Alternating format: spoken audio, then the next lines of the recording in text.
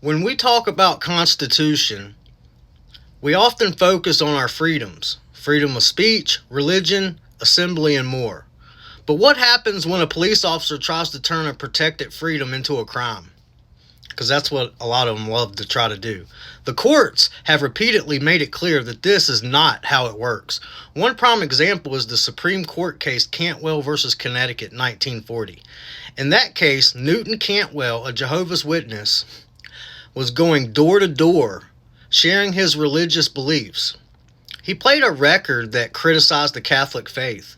A few listeners were offended, and Cantwell was arrested for not having a state-issued solicitation license. But Cantwell wasn't just selling something. He was exercising both his freedom of speech and religion. The Supreme Court unanimously sided with Cantwell.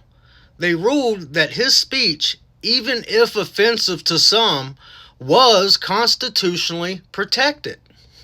The state could not use a licensing law to suppress or criminalize his religious expression. This case set a foundational precedent.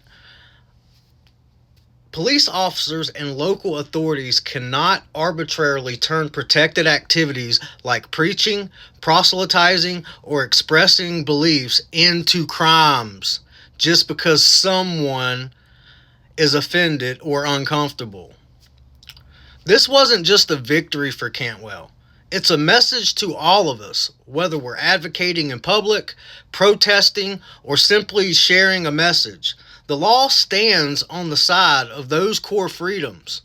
Officers have an important role, but they cannot overstep by transforming constitutional rights into criminal conduct. If they do, the courts will remind them, as they did in Cantwell, that the First Amendment is not just an ideal, it's the law of the land. Remember, everyone, our rights don't end where your fear begins. Freedom is scary. Deal with it.